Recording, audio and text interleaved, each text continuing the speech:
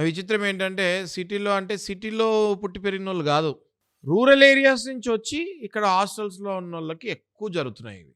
Reason ఏంటి అంటే సిటీలో పుట్టి పెరిగినోళ్ళకి ఆళ్ళకు ఇల్లు, ఓ టైమింగు ఎప్పుడెళ్తారు, ఎప్పుడొస్తారు, ఈ ఇంట్లోనే ఉంటారు.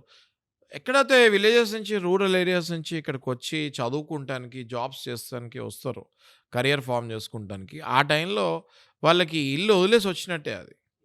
వచ్చినప్పుడు ఇక్కడ ఒక ఇల్లు ఫార్మ్ చేసుకుంటారు. ఆ ఇంట్లో కలిసి ఉంటున్నారు. దాన్నే కొత్తగా లివ్ ఇన్ రిలేషన్ అంటున్నారు.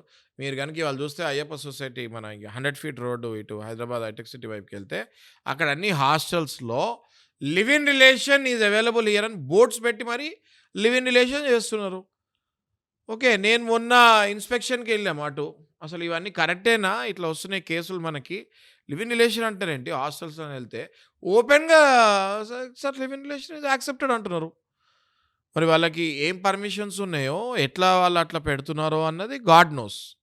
అది నేను ఆ డెప్త్‌కెళ్తే గాని అర్థం గాదు. మరి ఏ పర్మిషన్స్ ఉన్నా గూడా మన ట్రెడిషన్ ప్రకారం అట్లాంటివి ఎంకరేజ్ చేయకుండా ఉండాలి. బట్ ఆ ఎంకరేజ్‌మెంట్ వీళ్ళు బిజినెస్ పర్పస్‌గా హాస్టల్స్‌లో గూడా లివ్ ఇన్ రిలేషన్ పెట్టేస్తున్నారు. విచ్చలవిడిగా మరి గొడవలవుతూ ఉంటాయి. రేప్ కేసులు బుక్ అవుతూ ఉంటాయి. అబ్బాయిలకి నేను చాలా క్లియర్‌గా ఇండికేషన్ ఇస్తాను. మీ లైఫ్ మీరు పాడు జేసుకోకండి. కంగారు పడకండి. కంట్రోల్‌లో ఉండండి. కావాలంటే మీ పేరెంట్స్‌కి చెప్పి మీరు ఇష్టపడిన అమ్మాయిని అప్పుడే పెళ్లి చేసేసుకోండి. లేదా ఒక అగ్రీమెంట్ అయినా రాసుకోండి. అట్‌లీస్ట్ ఒక అగ్రీమెంట్ అయినా రాసుకోండి. దానికి లీగల్ వాలిడిటీ ఉందా? లేదా? అన్నది అనవసరం. అట్‌లీస్ట్ ఆ అమ్మాయికి ఒక భయం ఉంటుంది గదా! నేను గూడా అగ్రీమెంట్ రాసాను. పెళ్ళికి ఫోర్స్ చేయనన్నాను. ఫ్రెండ్‌షిప్‌కి నేనే అడుగుతున్నాను అన్నట్టు ఒక అగ్రీమెంట్ రాసుకుంటే అట్‌లీస్ట్ ఆ అమ్మాయి కేసేసే ముందు ఆలోచిస్తది గదా! నా చేత్తో రాసాను నేను.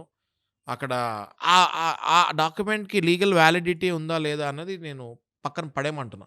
ఎందుకంటే వెస్టర్న్ కంట్రీస్‌లో వచ్చింది. ఇంకా మన ఇండియాలో రాలేదు. ప్రీనప్షియల్ అగ్రీమెంట్స్ అన్నవి ఇంకా మన ఇండియాలో వాలిడిటీ లేదు. శాంటిటీ లేదు.